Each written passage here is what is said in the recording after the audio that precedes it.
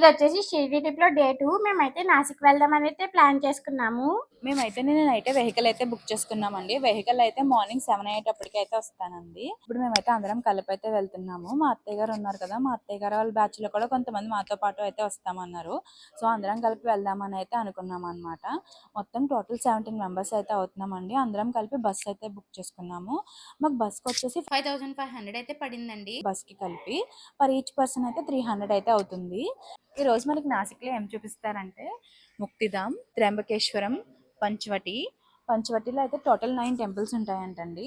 మనం షిరిడీలో అంత ఎర్లీగా బయలుదేరడానికి ట్రై చేస్తే అంత బెస్ట్ అండి. ఎందుకంటే మనం అక్కడికి వెళ్ళాక అవన్నీ స్లోగా చూసుకోవడానికి అయితే మనకు టైం ఉంటుంది. అదే మనం కొంచెం లేట్ గా బయలుదేరామనుకోండి, అక్కడికి వెళ్ళాక మళ్ళీ అవన్నీ కంగారుగా చూసుకొని తిరిగి ఫాస్ట్ గా వచ్చేయాల్సి అయితే ఉంటుంది.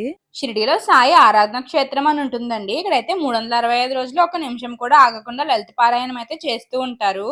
మా చిన్నమ్మ ఇంకా మా అత్తయ్య గారు అయితే ఇక్కడ లలిత పారాయణం చేయడానికి అయితే వచ్చారండి.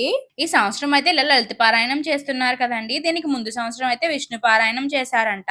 మన భారతదేశంలోనే ఇదే మొట్టమొదటిసారి అంటండి ఇలా అఖండ పారాయణం చేయడం. నేను ఇక్కడ ఈ సాయి ఆరాధన క్షేత్రంలో జరిగే పారాయణ కార్యక్రమాల గురించి ఇంకో వీడియో డీటెయిల్ గా అయితే చేస్తాను. మేము నాసిక్ బయలుదేరడానికి ముందు అయితే ఇక్కడ బాబావారిని దర్శనం చేసుకుని తర్వాత అయితే మేము అందరం కలిపి నాసిక్ అయితే బయలుదేరాము. మేము ఉదయం 7:30కి అయితే నాసిక్ బయలుదేరామండి. మనం ఎంత గమ్మున వెళ్దాం అనుకున్నా సరే మనం అనుకున్న టైం కన్నా లేట్ అయిపోతుంది కదండి. మేమైతే 7కి బయలుదేరదాం అనుకున్నాము, కానీ మేము బయలుదేరేసరికి 7:30 అయిపోయింది. మేమైతే ఫస్ట్ ముక్తిధామ్ కి అయితే రీచ్ అయిపోయామండి. టెంపుల్ లో దర్శనం చేసుకొని ఒక 10 మినిట్స్ లో అయితే వచ్చామని చెప్పారు. సో మేము ఫాస్ట్ గా దర్శనానికి అయితే వెళ్తున్నాం అనమాట. ఇప్పుడు మేము అంతా కూడా అయితే దర్శనానికి అయితే వెళ్తున్నాము. ఈ టెంపుల్ మొత్తం అయితే పాలరాతితో ఉందండి. చూడడానికి అయితే చాలా బాగుంది. ఇదైతే ముక్తిధామ్ ఎంట్రన్స్ అండి. మనం అయితే ఇప్పుడు లోపలికి ఎంటర్ అవుతున్నాం అనమాట. లోపల వీడియో తినేవరో తెలియదు. లోపలికి వెళ్ళాక చూద్దాము. ఫోటోగ్రఫీ అయితే స్ట్రిక్ట్లీ ప్రొహిబిటెడ్ అంట. పిల్లలకైతే మా మామయ్య గారు బొట్లు అయితే పెట్టిస్తున్నారు.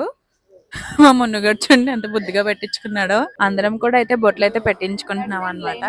లోపల ఉన్న ప్రతి దేవుడి విగ్రహం కూడా పాలరాతితో చెక్కి ఉన్నాయండి. వీడియోస్ అలౌ చేయలేదండి. ఇప్పుడు మేమైతే పంచవటికి అయితే వచ్చామండి. ముందు ముక్తిధామ్ చూసాం కదా, ఇప్పుడైతే పంచవటికి అయితే వచ్చామన్నమాట. మేము వ్యాన్ మీద వచ్చాం కదా, ఇక్కడ అయితే మళ్ళీ ఆటో షిఫ్ట్ అవ్వాలంట. ఆటోల మీద అయితే వెళ్ళవలసి ఉంటుందంట. లోపల ఇంకా చాలా టెంపుల్స్ ఉంటాయంట.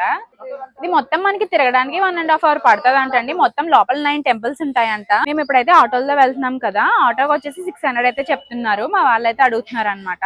ఫైనల్లీ మా వాళ్ళు అయితే 500 కి అయితే అడిగారంటండి. ఇప్పుడు మేమైతే స్టార్ట్ అవుతున్నాము. పంచవటిలో మనం చూసే ఫస్ట్ టెంపుల్ వచ్చేసి పర్ణశాల. ఈ ప్లేస్ లోనే సీతారాముల వారు 14 సంవత్సరాలు వనవాసం చేశారంటండి. వనవాసులు తర్వాత ఈ అన్ని అడవి, ఈ అడవిలో రామ్ లక్ష్మణ్ సీత ఈ ప్లేస్ లు వండారు. ఈ పంచవటిలు పర్ణశాల. నెక్స్ట్ అవతల చిన్న వాటర్ లైన్ చెప్తారు ఇక్కడి నుంచి. ఈ లక్ష్మణ్ రేఖ ఫస్ట్ ఎక్కడి నుంచి అగ్ని రేఖ. సీతమ్మ భిక్షాదానములు దాటి వచ్చింది అవతల. తర్వాత సీతాదేవి అపహరణం, సీత అపహరణం తర్వాత అగ్నిరేఖ అయిపోయింది. ఈ జలరేఖ ప్రగట్. ఇక్కడ మనల్ని తీసుకెళ్లిన ఆటో వాళ్ళే మనతో పాటు గైడ్ కింద వచ్చి మనకి అక్కడ అవన్నీ ఎక్స్ప్లెయిన్ చేస్తారండి. ఇదైతే పర్ణశాల అంటండి. అంటే సీతారాముల వారు వనవాసం చేశారు కదా, అది ఇక్కడ.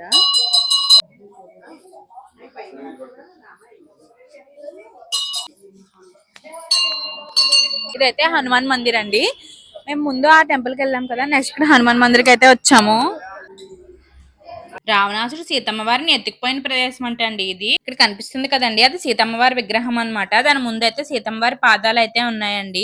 దీని వెనకే గుడి అయితే కడుతున్నారంటండి. అదైతే కన్స్ట్రక్షన్ లో ఉంది కదా, సో మనం అయితే ఇక్కడ దండం పెట్టుకుని అయితే వచ్చేయాలి. ఇక్కడ మనకి కనిపిస్తుంది కదండి, ఇదైతే లక్ష్మణ్ రేఖ అండి. అప్పుడు లక్ష్మణుడు గీసిన రేఖ ఇదేనంట. తర్వాత మనల్ని లక్ష్మీనారాయణ మందిర్ కి అయితే తీసుకెళ్తారండి. ఇక్కడ మాక్సిమం అన్ని విగ్రహాలు కూడా పాలరాతితోనే ఉన్నాయండి.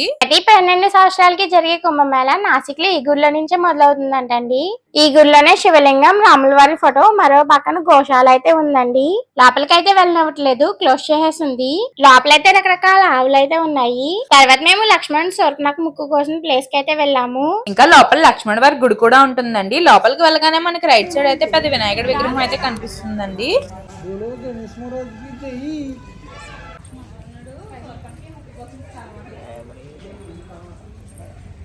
ఇక్కడ ఇంకా సీతారాములు వనవాసం చేసింది, రామలక్ష్మణులు ఇద్దరు కలిపి తాటకిని చంపింది, ఇవన్నీ అయితే ఇలా పిక్చర్స్ కింద పెట్టారండి. ఇవన్నీ చూడడానికి అయితే చాలా రియలిస్టిక్ గా అయితే అనిపించాయి. లోపలికి రాగానే మనకి లెఫ్ట్ సైడ్ ఇలా లక్ష్మణ్ శూర్పణఖ ముక్కు కోసినట్టయితే పెట్టారు. నాసిక్ అని పేరు కూడా ఇందుకే వచ్చిందంటండి. లక్ష్మణుడు శూర్పణఖ ముక్కు కోసిన వల్ల దీనికైతే నాసిక్ అనే పేరు అయితే వచ్చిందంటండి. మనం ఎక్కడ చూసినా సీతారామ లక్ష్మణులు కల్పన్న గుడి అయితే చూస్తామండి. ఇదైతే ఓన్లీ లక్ష్మణ్ గుడి. లక్ష్మణుడు ఆదిశేషుని అవతారం కాబట్టి వెనకాల అలా పాము పెట్టి భలే పెట్టారండి విగ్రహం. ఈ ప్రదేశాన్ని అయితే మేము లైఫ్ లాంగ్ మర్చిపోలేమండి. ఇదైతే మాకు మంచి మెమొరీని అయితే మిగిల్చింది. మా లక్ష్మణుడికి ఈ లక్ష్మణుడి గుడిలో అయితే ఫస్ట్ పన్ను అయితే కనిపించిందండి. మేము ఈ ప్లేస్ లో అలా ఫస్ట్ పన్ను చూడగానే చాలా ఎక్సైట్ అయ్యాము.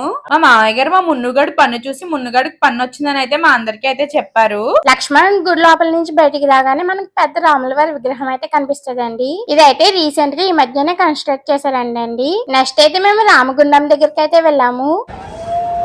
అర్ధనారీశ్వర స్వయంభూ శివ పార్వతి సగం సగం స్వయంభూ అంట.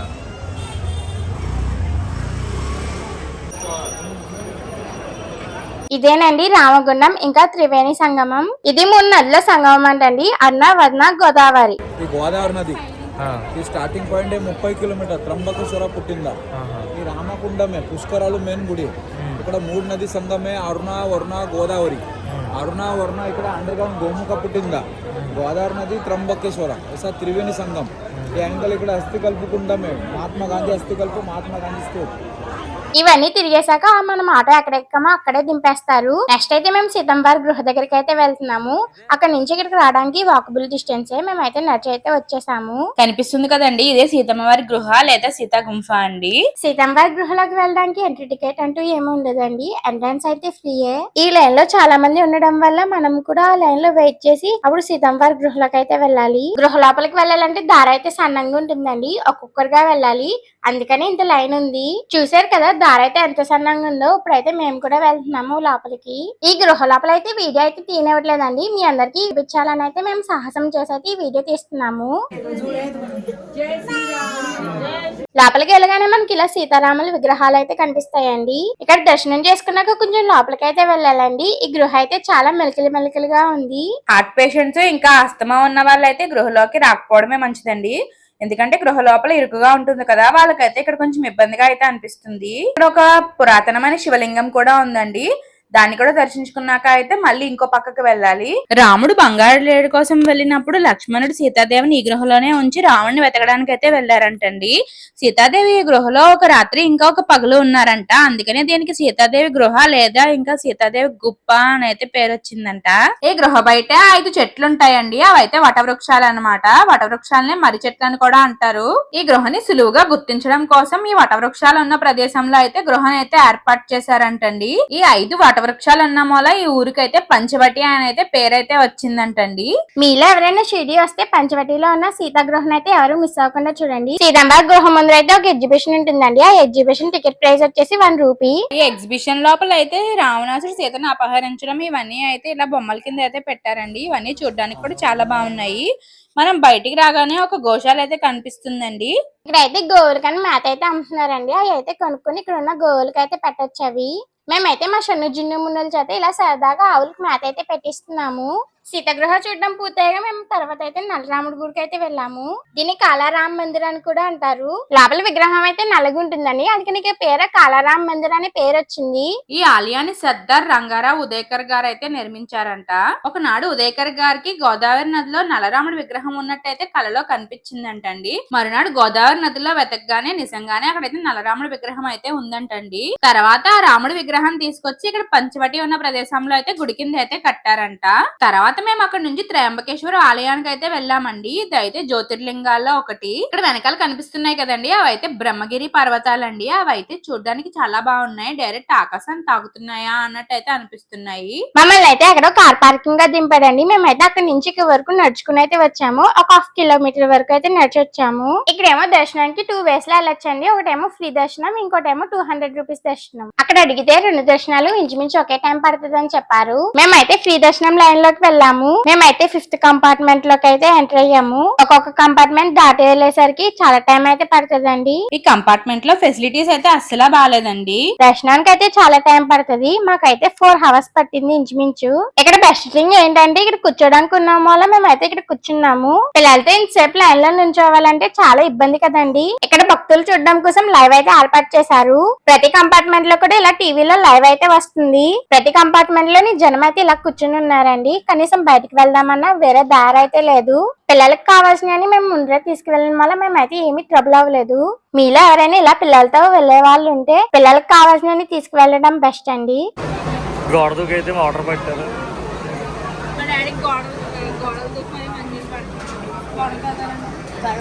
ప్రతి కంపార్ట్మెంట్ కి ఇలా ఒక చోట మాత్రమే వాటర్ ఫెసిలిటీ ఉందండి.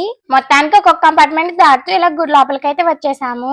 ఈ త్రయంబకేశ్వరం స్థల పురాణం ఏంటంటే కొన్ని యుగాల పూర్వం ఇక్కడ ఋషులు మునులు నివాసం ఉండేవారట. సప్త ఋషుల్లో ఒకరైన గౌతమ మహర్షి తన భార్యను అహల్యాదేవితో కలిసి ఇక్కడైతే నివాసం ఉండేవారంట. ఒకానొక సమయంలో ఇక్కడైతే కరువు కాటకాలు వచ్చాయంటండి. అప్పుడైతే గౌతమ మహర్షి తన తపోశక్తితో ఇక్కడైతే ఒక సరస్సును అయితే సృష్టించారంట.